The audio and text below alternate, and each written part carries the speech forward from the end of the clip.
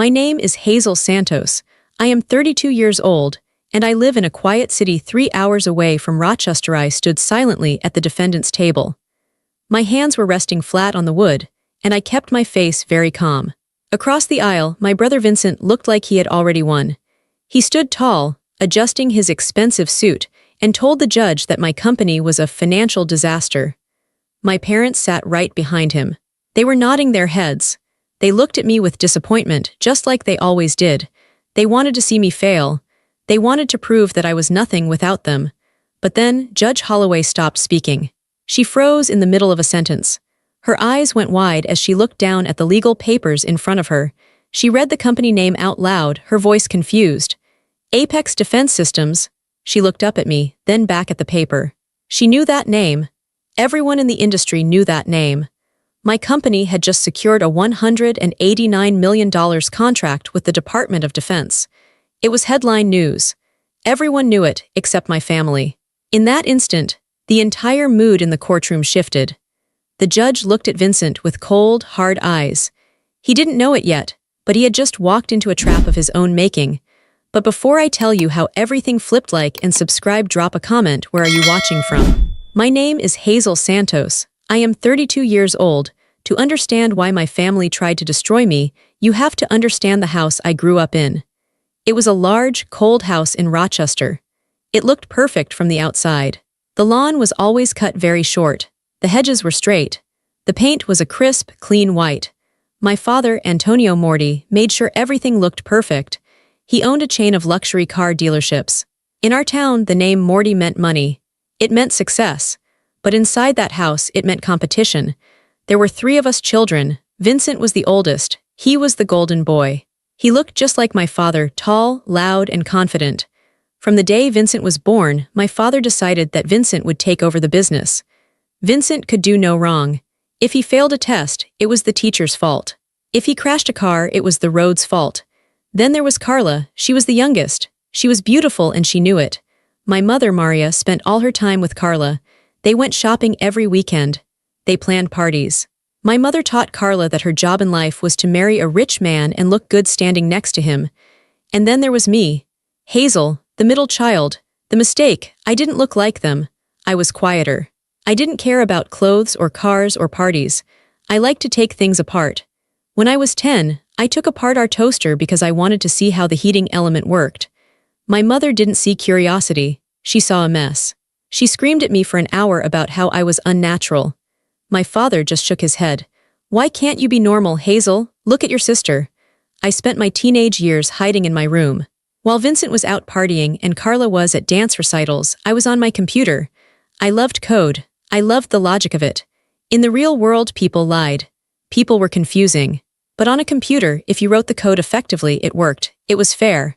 My family hated it. I remember one dinner vividly. I was 16. We were sitting at the long mahogany table. My mother had set it with the good china because my uncle was visiting. Vincent is taking a role in the sales department next summer, my father announced, beaming. He clapped Vincent on the shoulder. He's a natural. He sold 2 cars just walking through the lot yesterday. That's wonderful, my uncle said. And Carla, my mother added, was just voted prom queen. They all smiled. They clinked their glasses. Then my uncle looked at me. And what about you, Hazel? What are you up to? I swallowed my food. I was nervous, but I was also proud. I actually just won a state coding competition, I said. I built a program that helps organize library databases. The university is interested in it. The table went silent. My father put down his fork. He looked at me with a mix of boredom and annoyance. Computers, he said. He said the word like it was something dirty. You're wasting your time with that nonsense, Hazel. You can't talk to a computer screen. Business is about people. It's about shaking hands. It's not nonsense, I said quietly. It's the future. It's a hobby for nerds, Vincent laughed. He took a sip of his wine. She just sits in the dark all day, Dad. It's creepy. It is a little strange, my mother agreed, adjusting her pearls. Hazel, you need to focus on your appearance more. No successful man wants a wife who stares at a screen and wears baggy sweaters. I felt my face get hot. I don't want a husband, I said. I want a career, my father laughed. It was a loud, booming sound. A career, doing what? Fixing printers. They all laughed. My uncle, my mother, my brother. They laughed at my ambition. They laughed at my passion. That was the dynamic. They didn't just ignore me. They actively rooted against me. They needed me to be the loser so they could feel like winners. If I succeeded, it made them uncomfortable. It didn't fit the story they told themselves. In the Morty dynasty, Vincent was the king, Carla was the princess, and I was the servant who was supposed to stay in the background. I learned a hard lesson that night. They didn't want my success. They wanted my obedience. They wanted me to be small so they could feel big. By the time I was 22, I had graduated college. I paid for it myself with scholarships and part-time jobs fixing computers. My parents didn't pay a dime. They bought Vincent a condo when he graduated. They bought Carla a brand new convertible. For me, they gave me a card. Inside, my mother had written, "Maybe now you can find a real job and settle down." I realized then that it would never change. I could become the president of the United States, and they would still ask me why I wasn't as popular as Carla. I was starving for their love, but they were feeding me poison. I had to make a choice. I could stay in Rochester, work a low-level job, and come to Sunday dinners to be insulted. Or I could leave. I chose to leave. I left when I was 24. I didn't make a big announcement. I didn't throw a tantrum. I just packed my old Honda Civic with my clothes, my books, and my desktop computer. I moved 3 hours away to a city where nobody knew the name Morty. I had no money. I had no investors. I had no family support. I rented a small, drafty garage behind a mechanic's shop. It wasn't a cool, startup garage like you see in movies. It was dirty. It smelled like oil and old tires. In the winter, it was freezing. I had to wear fingerless gloves so I could type without my hands going numb. I slept on a futon in the corner.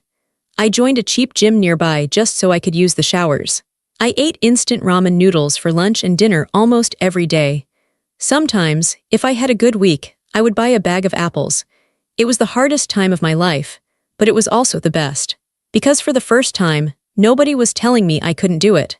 My idea was simple but difficult to build.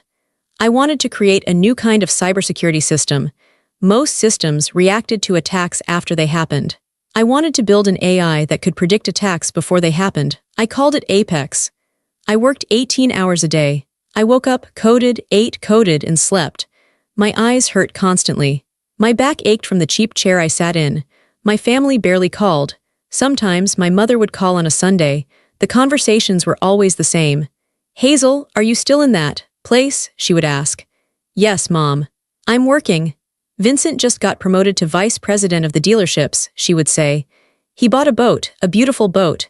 We're going out on the lake this weekend. It's a shame you're stuck in a garage." "I'm happy for him," I would lie. "When are you going to come home and be reasonable?" she would sigh. "Your father says he can get you a job at the front desk. Answering phones. It pays decent money, Hazel. You could buy decent clothes." "I'm building something, Mom. I don't want to answer phones." "Stubborn," she would say. "You were always too stubborn." I stopped answering the phone as much. It hurt too much. Every call made me feel small again. Every call made me doubt myself. Was I crazy? Was I wasting my life in a cold garage while my brother was buying boats? There were nights I wanted to quit. One night in November, the heater in the garage broke. It was 10 degrees outside. I sat wrapped in 3 blankets, shivering, staring at a line of code that wouldn't work. I was hungry. I was lonely. I started to cry. I thought about calling my dad. I thought about begging him for that receptionist job. I just wanted to be warm. But then I imagined the look on Vincent's face. I imagined him smirking. I imagined him saying, "I told you so." That anger warmed me up more than any heater. I wiped my eyes. I put my hands back on the keyboard. I kept working. The only time I saw them was Christmas. I felt obligated to go. I would drive the 3 hours back to Rochester. I would wear my best clothes, but they were still cheap compared to what Carla wore. I would walk into the house, and it would smell like expensive perfume and roast beef. The tree was perfect.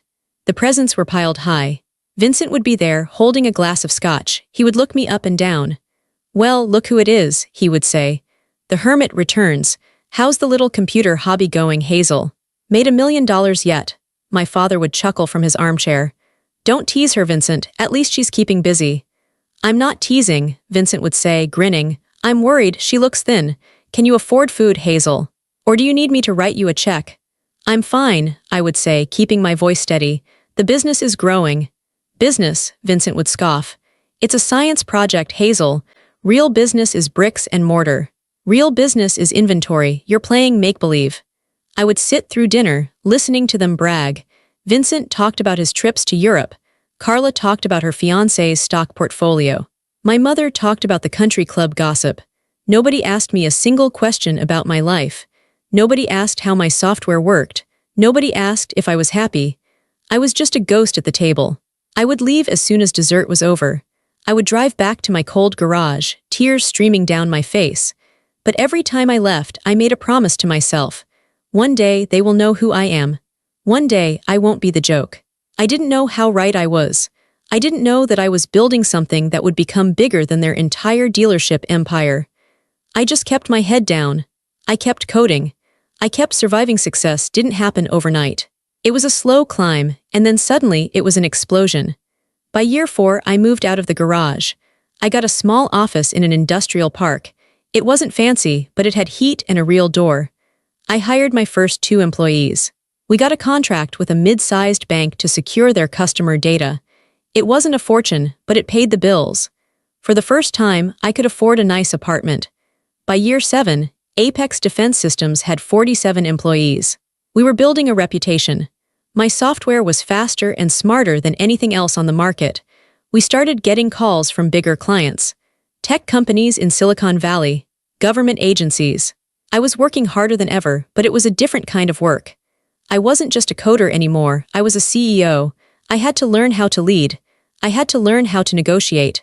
I met my husband, David, during this time. He was an engineer at a conference. He was the first person who looked at me and didn't see a weird girl.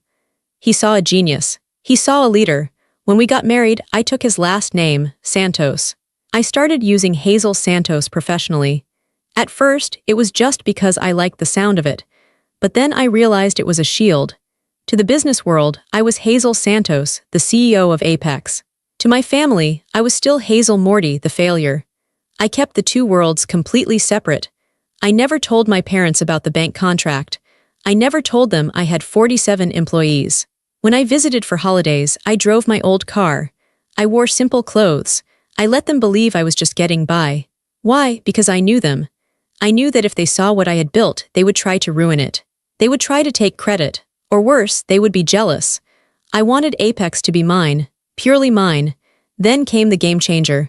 The Department of Defense put out a request for a new cybersecurity infrastructure. It was a massive project. The biggest defense contractors in the world were bidding on it. Companies like Lockheed and Raytheon. My team looked at me. Hazel, we're too small, my lead engineer said. We can't compete with the giants. We're not too small, I said. We're faster and our code is better, we're bidding. We worked for 3 months straight. We barely slept. We built a prototype that blew the competition away. I remember the phone call. It was a Tuesday morning. I was drinking coffee, looking out the window of my office. The phone rang. It was the general in charge of the project. Miss Santos, he said, we've made a decision. My heart stopped. We're going with Apex. I dropped my coffee cup. It shattered on the floor, but I didn't care. Thank you, General, I said, my voice trembling. You won't regret this. The contract was worth $189 million. Overnight, everything changed. Apex went from a respected startup to a major player. We were in the news. The Wall Street Journal wrote a profile on us. Forbes listed us as a company to watch. But here is the thing about my family. They don't read the tech section of the newspaper. They don't follow defense contracting news. They only care about local gossip and car sales. To them, I was still nobody. I went home for my father's 60th birthday party 2 weeks after the contract was signed. The party was at the country club. It was lavish. Expensive wine, a live band, hundreds of guests. Vincent was there naturally. He was telling a group of people about how he had just expanded the dealership to a new town. We're killing it, Vincent bragged. Revenue is up 10%. We are the kings of Rochester. He saw me standing near the buffet table and walked over. He looked a little drunk. Hazel, he said, smirking, glad you could make it. Dad was worried you couldn't afford the gas money to get here. He laughed at his own joke. I'm doing okay, Vincent, I said calmly. Okay. Just okay, he leaned in close. You know, if you ever want to give up on the computer thing, I can get you a job in sales. You'd have to dress better, though. I looked at him. I had just signed a contract worth more than his entire dealership combined. I could buy this country club and turn it into a parking lot if I wanted to. I wanted to scream it in his face. I wanted to pull out my phone and show him my bank account. I wanted to see his jaw drop, but I didn't. I just smiled. "No thanks, Vincent, I'm happy where I am." "Suit yourself," he sneered. "Enjoy your mediocrity." He walked away to get another drink. I watched him go. I felt a strange sense of peace. I didn't need his approval anymore. I knew who I was. I was a titan of industry. He was a car salesman in a small pond. I thought I could keep the secret forever. I thought I could just live my life and let them live theirs. I was wrong. Information travels. Eventually, someone told someone. Maybe a friend of a friend saw the article in Forbes. Maybe someone recognized my face. However it happened, 3 weeks after the contract hit the news, my family found out. And they didn't call to say congratulations. They didn't send flowers. They didn't apologize for years of neglect. They attacked. It was a Monday morning. The sun was shining. I was in my office, meeting with my new CFO, discussing how we were going to allocate the funds for the new research facility. I felt on top of the world. My assistant, Sarah, knocked on the door. She looked pale. "Hazel," she said, "there's a process server here. He says he has legal papers for you." I frowned. "Legal papers for what?" "He says it's urgent." I went out to the reception area. A man in a cheap suit handed me a thick envelope. "Hazel Morty?" he asked. "Hazel Santos," I corrected him. "Also known as Hazel Morty," he said. "You've been served." He walked away. I opened the envelope right there in the lobby. I pulled out the documents. My eyes scanned the first page, and my blood turned to ice. Petition for involuntary bankruptcy petitioner, Vincent Morty debtor. Hazel Morty / Apex Defense Systems. I couldn't breathe. I read it again. It had to be a mistake. The document claimed that Vincent was a founding investor in Apex. It claimed that 8 years ago, he had loaned me $2 million to start the company.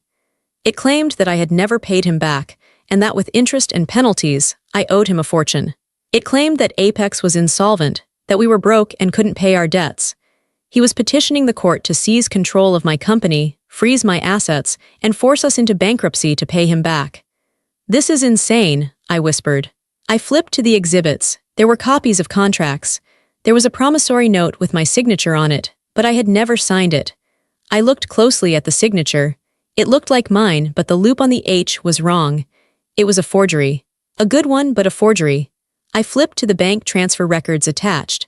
They showed a transfer of $2 million from the Morty Family Trust to an account in my name. I felt like I was going to throw up. I had never received a penny from them. They were fabricating everything.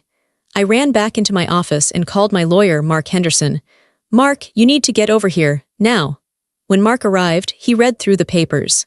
His face grew serious. "Hazel," he said, "this is bad. They've filed this in state court. They're asking for an emergency injunction to freeze your accounts. If they get that, the duty contract is dead. The government won't do business with a company that's in bankruptcy proceedings." "But it's a lie," I shouted. I was pacing back and forth. "It's all a lie. Vincent never gave me money." He laughed at me. He told me I was wasting my time. "I believe you," Mark said calmly. "But they have documentation. Forged or not, it looks real to a judge who doesn't know the history. They are trying to kill the company before it even starts." I sank into my chair. I realized exactly what they were doing. This wasn't about money. My father had money. Vincent had money. This was about control. This was about spite. They had found out that the failure of the family was actually the most successful one of all. They couldn't handle it. It broke their worldview. If I was a success, then their treatment of me wasn't tough love. It was abuse. If I was a genius, then they were the idiots for ignoring me. They couldn't accept that. So they decided to destroy me. They wanted to crush Apex so I would be back at the bottom. They wanted to force me to crawl back to them. "They want to ruin me," I said, my voice shaking. "They want to try," Mark said. He stood up and started gathering the papers. "But they made a mistake, Hazel." "What mistake?" "They filed this based on the idea that you're a small, struggling startup. They think they can bully you. They don't realize who you are now." Mark looked at me with a fierce determination. "We're going to fight this, and we're going to hit them back hard." I looked at the forged signature one last time. I felt the sadness in my heart die. The little girl who wanted her daddy's love was gone. In her place was the CEO of a defense contractor. "Do whatever it takes," I told Mark. I'm done being the victim. The court date was set for 3 days later. It was the longest 3 days of my life. I didn't sleep. I spent every hour digging through old bank records, old emails, anything to prove that I was independent. I knew walking into that courtroom would be the hardest thing I ever did. I would have to face my father, my mother, and my brother. I would have to look them in the eye while they tried to destroy my life with lies. But I also knew one other thing. They had no idea what I had become. They were walking into a lion's den, and they thought they were petting a kitten. I was ready walking into the Monroe County Courthouse. That Monday morning felt less like a legal proceeding and more like walking to my own execution. The building was old, built from heavy gray stone that seemed to suck the warmth out of the air. Inside, the floors were polished marble that clicked sharply under the heels of my shoes. The air smelled of floor wax, stale coffee, and anxiety. I was 32 years old. I was the CEO of a company valued at over $300 million. I controlled assets that protected national security. I had negotiated with generals and senators. Yet, as I walked toward courtroom 4 billion, I felt my stomach twist into knots. I felt like the 12-year-old girl sitting at the dinner table, being told I was chewing too loudly. I felt like the teenager being told my interests were weird and wasteful. My lawyer, Mark Henderson, walked beside me. Mark was a calm, steady man with gray hair and a reassuring smile. He carried a thick leather briefcase that contained the truth. Profound silence, Mark whispered as we reached the heavy oak doors. Remember, Hazel, you don't have to say anything until I tell you to. Let them dig their own grave. I know, I said, my voice steady even though my hands were shaking. I'm ready. We pushed open the doors. The courtroom was smaller than I expected, but it felt claustrophobic. The fluorescent lights hummed overhead, casting a sickly yellow glow on everything. And there they were. My family sat on the left side, the plaintiff's side. It was a strategic choice. They wanted to look like the victims. Vincent sat at the counsel table next to his lawyer, a man named Sterling who was known in Rochester for being aggressive, loud, and expensive. Vincent looked immaculate. He was wearing a charcoal gray suit that I knew was custom-tailored. His hair was gelled back perfectly, not a strand out of place. He was leaning back in his chair, tapping a gold pen on the table, looking bored. He looked like a man who had already won. Behind him, in the first row of the gallery, sat my parents. My father, Antonio Morty, was reading a newspaper, as if he were waiting for a barber appointment rather than watching his daughter be sued for bankruptcy. He wore his signature tan coat, looking every bit the respected businessman. My mother, Maria, sat next to him. She was inspecting her fingernails, frowning slightly at a chip in her polish. She wore a silk scarf and her pearls. They looked so comfortable, they looked so righteous. They didn't look at me when I entered. It was a power move, I knew it well. By ignoring me, they were saying I was beneath their notice. They were saying I was already gone. I walked to the defendant's table on the right side and sat down. The wood of the table was cold. I clasped my hands together to stop them from trembling. All rise, the bailiff bellowed, his voice echoing off the high ceiling. Judge Holloway entered the room. She was an intimidating woman in her 60s, with steel gray hair cut in a sharp bob and glasses perched on the end of her nose. She didn't look like someone who suffered fools. She swept up to the bench, her black robes rustling, and sat down. Be seated, she said, her voice dry and authoritative. She opened the file in front of her. This is case number 24CV-892, Vincent Morty versus Hazel Morty and Apex Defense Systems. Petition for involuntary bankruptcy. She looked over her glasses at the room. I have reviewed the initial filing. Mr. Sterling, you may proceed with your opening statement. Mr. Sterling stood up. He buttoned his jacket with a flourish and walked toward the center of the room. He didn't look at the judge. He looked at the few people in the back of the courtroom, performing for an audience. Your Honor, Sterling began, his voice smooth and oily, filled with fake sorrow. We are here today because of a family tragedy. This is not just a case about money. It is a case about betrayal. It is a case about a brother trying to help a sister and being taken advantage of. I felt the anger rise in my throat, hot and acidic. I bit the inside of my cheek to keep my face neutral. 8 years ago, Sterling continued, pacing back and forth, my client, Mr. Vincent Morty, made a generous investment. He gave his younger sister, Hazel, $2 million of his own personal savings. He did this because she had a dream. She wanted to start a computer company. He said computer company, the way one might say lemonade stand. He believed in her, Sterling said, gesturing to Vincent, who looked down at the table, pretending to be sad. He wanted her to succeed. But sadly, Miss Morty did not have the business acumen to manage such a gift. She took the money. She squandered it on frivolous ideas. And now, 8 years later, her company, Apex Defense Systems, is a shell. My mother dabbed her eyes with a tissue. I stared at her back. I wondered if she actually believed the lies, or if she just didn't care as long as Vincent won. The company has no assets, Sterling declared, raising his voice. It has no revenue. It is a financial disaster. It is insolvent. My client simply wants what is left of the assets frozen so he can recover pennies on the dollar before Miss Morty wastes the rest of it. Lies, I whispered to myself. We have the evidence, Your Honor, Sterling said. We have the promissory note, signed by Miss Morty. We have the bank transfer records. It is an open and shut case of financial mismanagement and breach of contract. He walked back to his table and handed a thick stack of papers to the clerk. Plaintiff's Exhibits A through D. Judge Holloway took the papers. She adjusted her glasses. The room went silent. The only sound was the rustling of paper as she turned the pages. Miss Morty, the judge said, not looking up. You are representing yourself with counsel. Yes, Your Honor, Mark said, standing up. Mark Henderson for the defense. Does your client deny these debts? The judge asked. Categorically, Your Honor, Mark said firmly. Miss Morty denies ever receiving a loan from her brother. She denies signing these documents. And she denies that her company is insolvent.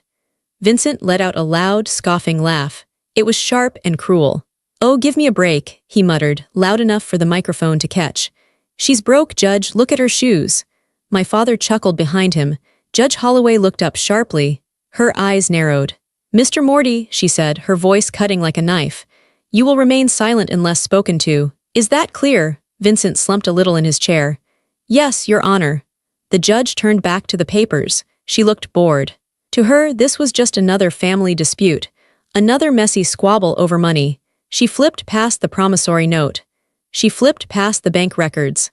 Then she reached the cover sheet of the bankruptcy filing. She traced a line of text with her finger. Apex Defense Systems, she read out loud. She stopped. Her finger froze on the page. She blinked once, twice. She leaned forward, bringing her face closer to the paper. She frowned, a deep crease appearing between her eyebrows. Apex Defense Systems, she said again. This time her voice wasn't bored. It was confused. She looked up. She looked at Vincent. Then she looked at me. Then she turned to her computer monitor on the bench. We watched her type. The clicking of her keyboard was rapid staccato. She clicked her mouse. She stared at the screen for a long time. The silence in the room stretched out, becoming heavy and suffocating. My heart was pounding in my chest. Here it comes, I thought. Judge Holloway looked back at the paper, then back at the screen. She took off her glasses slowly and set them on the bench. Mr. Sterling, she said. Her voice was very quiet. You stated in your opening argument that the defendant's company is a shell with no revenue and no future. Is that correct? Yes, Your Honor, Sterling said, looking a little unsure now. That is what my client's investigation revealed. It's a failing startup. A failing startup, the judge repeated. She picked up a piece of paper from her desk. Are you aware, Judge Holloway asked, her voice rising slightly, that a company named Apex Defense Systems was featured on the front page of the Wall Street Journal 3 weeks ago? Sterling blinked. I don't follow the financial news closely, Your Honor. Well, you should, the judge snapped. She turned to me. Miss Morty, or Miss Santos, as I see listed here as your married name. I stood up. Yes, Your Honor. Is your company the same Apex Defense Systems that was just awarded the Level 4 cybersecurity infrastructure contract for the Department of Defense? Yes, Your Honor, I said clearly. The contract valued at $189 million. Yes, Your Honor, that is the base value. With options, it is over $200 million. The courtroom erupted into silence. It was a silence so profound it felt like the air had been sucked out of the room. My father dropped his newspaper. It hit the floor with a soft slap. What? He whispered. That's impossible. Vincent turned pale. All the color drained from his face, leaving him looking like wax. He stared at me, his mouth hanging slightly open. $189 million, Judge Holloway repeated, looking at Vincent with eyes that were now cold and dangerous. Mr. Morty, you are petitioning this court to declare a prime defense contractor bankrupt. You are asking me to freeze the assets of a company that is currently securing national military secrets. Vincent stood up, his legs shaking. I didn't know, he stammered. She never told us. She lives in a dump, she drives a Honda. She didn't have to tell you, the judge said. It is public record. If you were a real investor, you would know. She looked back at the forged documents. If this company is worth hundreds of millions, the judge said, tapping the paper, why would she refuse to pay you $2 million? It makes no mathematical sense. She could write you a check from petty cash. She looked at the signature on the note. She looked at the date. Miss Santos claims these are forgeries, the judge said. And looking at the financials of her company, her motive to lie is non-existent. Yours, however, she let the sentence hang in the air. My mother let out a small, strangled gasp. Vincent, she whispered. What did you do? I think we need a recess, Judge Holloway said. She didn't sound bored anymore. She sounded furious. 10 minutes. Then I want to see both counsel in my chambers. And Mr. Morty, do not leave this building. She banged her gavel. The sound cracked through the room like a gunshot. The bailiff escorted us out into the hallway, but we stayed on separate ends. The tension was thick enough to choke on. My family huddled together near the water fountain. My father was gripping Vincent's arm tight, whispering furiously. His face was red. The calm, composed businessman was gone. He looked panicked. You told me she was broke. I heard him hiss at Vincent. You told me we could take the company for pennies. You said it was a tax write-off. I thought she was. Vincent whispered back, his voice high and strained. She never wears nice clothes. She never talks about work. How was I supposed to know? 180 million, my mother whimpered, leaning against the wall. She looked faint. Oh my God, people are going to find out. The club. The neighbors. I stood near the window with Mark. I felt a strange sensation in my chest. It was lightness. For years, I had carried the weight of their judgment. I had walked around feeling like I was less than. But seeing them now, panicked, sweating, turning on each other, I realized they were small. They were tiny, petty people. They are crumbling, Mark said quietly, watching them. Sterling is on his phone. He looks like he's trying to find a way to quit. He can't quit now, I said. We haven't even shown the real evidence yet. Are you ready for the chambers? Mark asked. Or do you want to do it in open court? Open court, I said immediately. I want it on the record. I want everyone to hear it. When the 10 minutes were up, the bailiff called us back in. The atmosphere in the courtroom had shifted completely. Before, it felt like a civil dispute. Now, it felt like a crime scene investigation. The judge was already on the bench, flipping through a law book. She looked up as we entered. I have reviewed the preliminary arguments, Judge Holloway said. Miss Morty, your lawyer indicated you have proof of the fraudulent nature of these documents. I want to see it now. I walked to the podium. I didn't look at my parents. I looked straight at the judge. Your Honor, I said, we have 3 exhibits to enter. Mark handed the folders to the clerk. Exhibit A, I said, is a comprehensive forensic audit of my personal and business finances for the last 10 years. It was conducted by Deloitte as part of our due clearance. It accounts for every single transaction over $500. I paused. There is no record of a $2 million deposit from Vincent Morty. There is no record of any money from the Morty family. The investment never happened. Judge Holloway nodded, reading the audit summary. Go on. Exhibit B, I continued. My company's incorporation documents. Vincent claims he was a founding shareholder. But here are the original filings with the state of New York. I am the sole owner. There are no other names. There never were. And Exhibit C, I said. This was the one I had been waiting for. Exhibit C is a digital forensic report on the contract my brother submitted to this court. I turned my head slightly to look at Vincent. He was staring at the table, sweat dripping down his temple. My security team analyzed the digital file Mr. Sterling emailed to my counsel, I explained. While the document is dated 2017, the metadata within the PDF file tells a different story. I pointed to the screen the clerk had set up. The document was created, I said, my voice ringing out, last Tuesday. 6 days ago, at 4:15 p.m. A gasp rippled through the small audience. Furthermore, I said, the metadata shows the author of the document. It was created on a computer registered to Morty Auto Group Vincent Office. And the software used to create it was a version of Adobe Acrobat that wasn't released until 2023. I looked at the judge. It is impossible for me to have signed this document 8 years ago, Your Honor. Because this document didn't exist until last week. Judge Holloway stared at the report.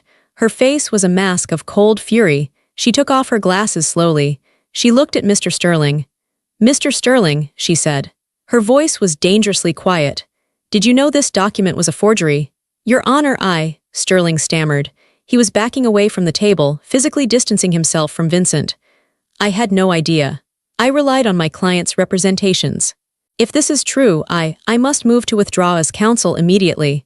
"Denied," the judge barked. "You will sit there and listen to the mess you helped create." She turned her gaze to Vincent. It was a look that could have stripped paint from a wall. "Mr. Morty, stand up." Vincent tried to stand. His knees buckled, and he had to grab the table for support. He looked terrifyingly young in that moment. Not the arrogant businessman, but a scared child.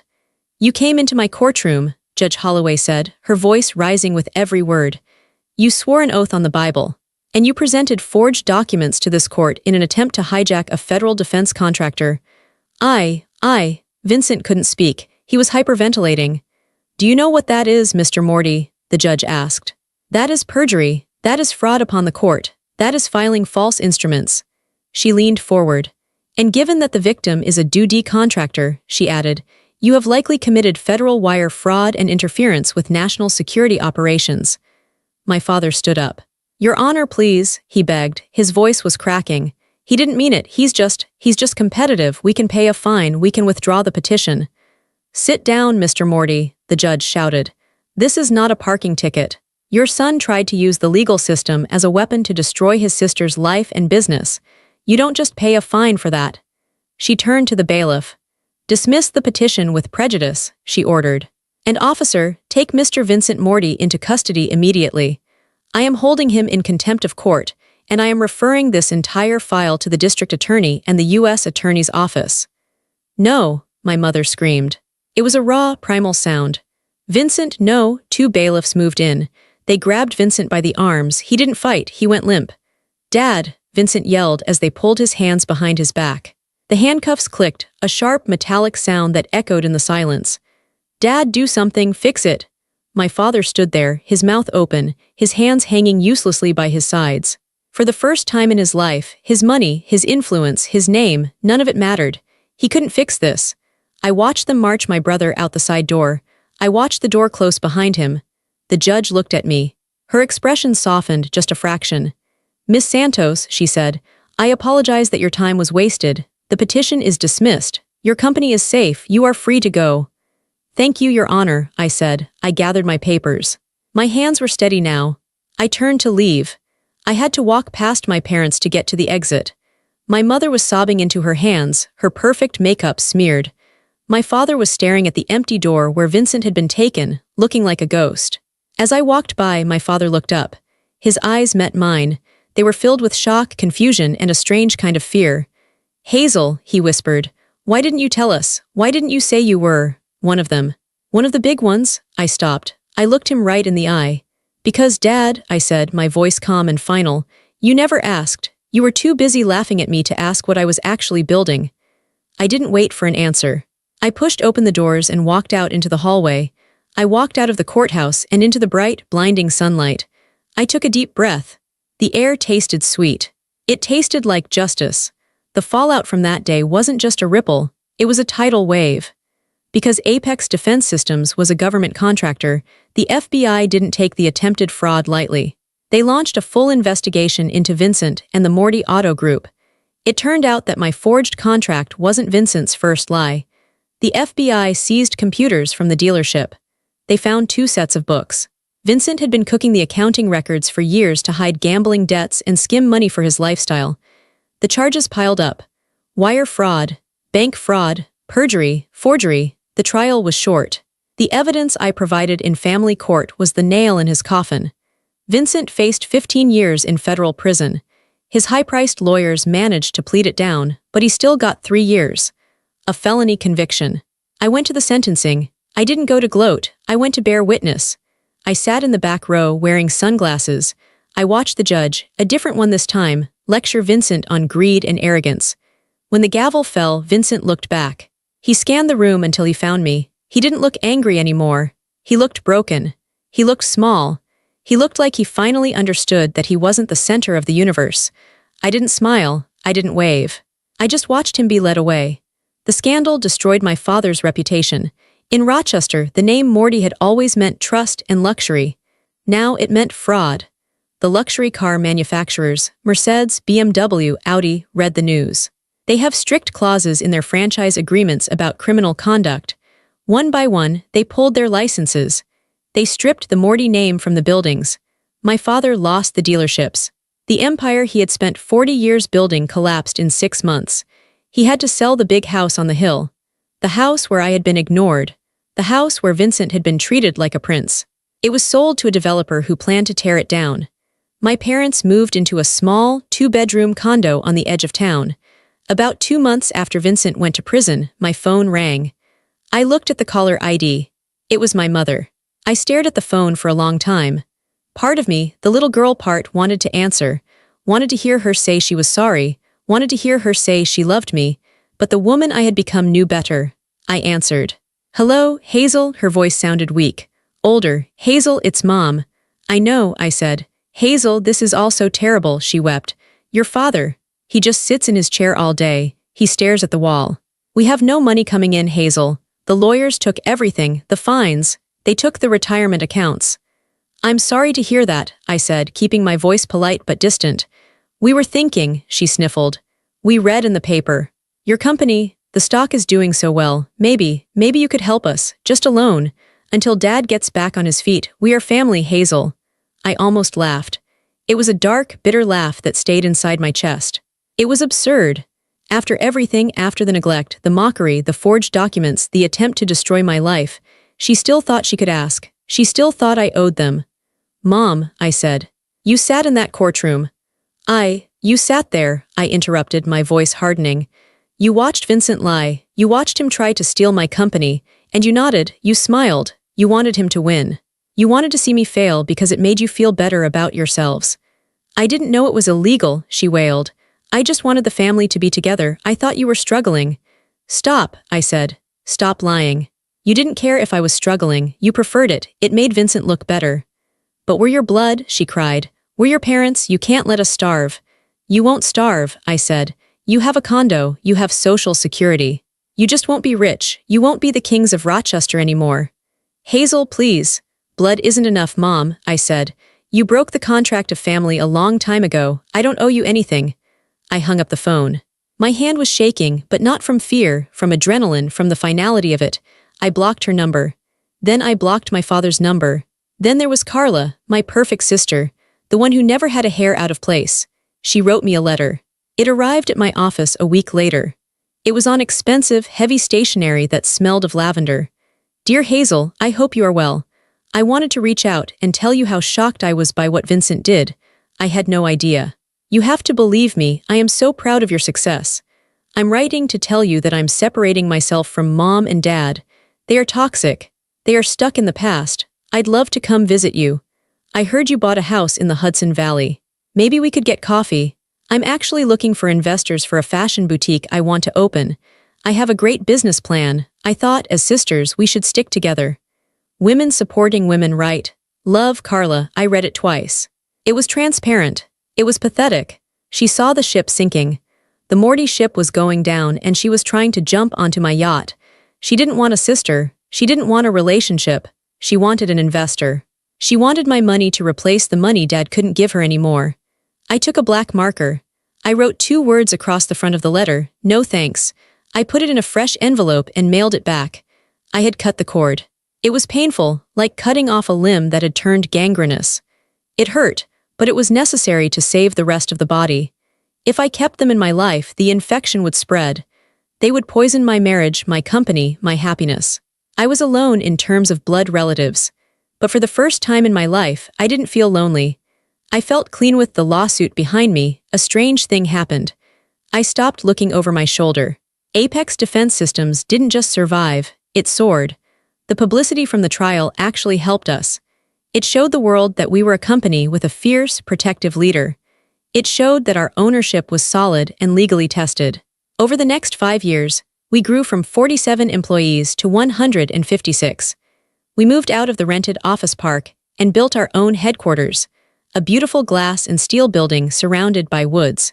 It was quiet, it was peaceful. It was the opposite of the chaotic, performative house I grew up in. I worked hard, but I also learned to live. David and I bought a house. It wasn't a showy mansion with columns and statues like my father's. It was a modern, comfortable home with big windows and a massive garden. We didn't throw lavish parties to impress people we didn't like. We had barbecues with our friends, real friends, people who liked us for our jokes and our company, not our bank accounts. Then the best thing happened. I got pregnant. When our daughter Alina was born, my whole world shifted again. I remember holding her in the hospital room. It was 3 a.m. The world was asleep. She was so small, wrapped in a pink blanket. Her eyes were dark and curious, looking up at me. I looked at her, and I felt a fierce, terrifying love. I looked at her tiny hands, her fragile breath, and I realized something profound. I realized how easy it was to love her. It wasn't work, it wasn't conditional. I didn't need her to be smart or pretty or successful. I just loved her because she existed. I started to cry. David woke up and came over. "What's wrong?" he whispered, stroking my hair. "I just realized how awful they were," I sobbed. "My parents. It wasn't that I was a difficult child, David. It wasn't my fault. They were just broken. They were incapable of loving anything that didn't make them look good." "I know," David said, kissing my forehead. "But you're not them." "I will never let her feel like she isn't enough," I vowed, holding Alina tighter.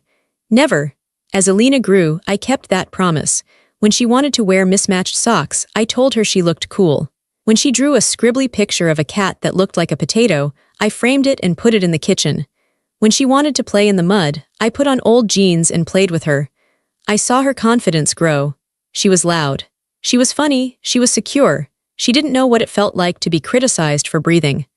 One afternoon, when Alina was 3, we were playing in the garden. The sun was setting, casting a golden light over the grass. My phone buzzed in my pocket. It was a text from an unknown number. I opened it. "Hazel, it's Dad. I heard from a friend that you had a daughter, a granddaughter. Mom and I would love to see her. We're old now, Hazel. We've learned our lesson. Please. Let us meet her. Don't keep her from her family." I stared at the text. My heart skipped a beat. I looked up at Alina. She was chasing a butterfly, laughing, her hair flying in the wind. She was pure joy. I imagined my father walking into this garden. I imagined him making a comment about her hair being messy. I imagined my mother comparing her to Carla's imaginary children. I imagined them whispering their toxic expectations into her ear, planting seeds of doubt that would grow for 20 years. I felt a cold chill run down my spine. "No," I whispered. I didn't reply. I didn't explain. I deleted the text. I turned to Alina. "Come here, sweetie." She ran over and hugged my legs. "What is it, Mommy?" I picked her up. She smelled like grass and baby shampoo. I buried my face in her neck. "I love you just the way you are," I told her. "You don't have to be anything else, ever." "I know, Mommy," she said, giggling. I whispered to her, even though she couldn't understand the full meaning yet. "Your grandparents won't be part of your life," I said softly. "That's not punishment for them, that's protection for you." That was my revenge. My revenge wasn't yelling. It wasn't suing them back. It wasn't ruining them. My revenge was being happy. My revenge was raising a daughter who would never know their toxicity. My revenge was breaking the cycle. The Morty dynasty ended with a whimper in a small, sad condo. The Santos legacy was just beginning, built on love, hard work, and truth. I am sitting in my office now. It is late at night. The building is quiet, just the hum of the servers and the cleaning crew down the hall. From my window, I can see the lights of the city. I can see the highway that leads back to Rochester. I have come a long way from that freezing garage with the broken heater. I wanted to tell this story not because I want pity. I don't need pity. I have a wonderful life. I wanted to tell it because I know there are others out there like me. There are people reading this right now who are the black sheep. People whose families make them feel small. People who are waiting for an apology that will never come. People who are working twice as hard to get half the recognition. I learned something simple and liberating in that courtroom. Family isn't who shares your blood. Family is who believes in your worth. My parents and brother tried to bankrupt me because they wanted to feel powerful. They wanted to put me back in my box. They wanted the world to match their small, petty narrative. Instead, they exposed themselves. They showed the world exactly who they were: jealous, fraudulent, and empty. And they showed me who I was. I wasn't the weak little girl hiding in her room with her computer. I was a fighter. I was a survivor. I was a CEO. I don't hate them anymore. Hate takes too much energy. It binds you to the person you hate. I just feel nothing. They are strangers to me. They are just characters in a bad book I finished reading a long time ago. I closed the book. I put it on the shelf. And I walked away. If you are reading this, and you are hurting because your family doesn't see you, stop looking at them. Stop begging for scraps of affection from people who are incapable of feeding you. Look at yourself. Build your own garage. Write your own code. Create your own life. They might never clap for you. That's okay. You can clap for yourself. And trust me, the sound of your own success, enjoyed in peace and freedom, is the sweetest sound in the world. My name is Hazel Santos. I am the CEO of Apex Defense Systems. I am a wife. I am a mother. And I am free. Share your story in the comments. Have you ever had to walk away from family to save yourself? Let's talk about it. And don't forget to subscribe so you never miss a story like this.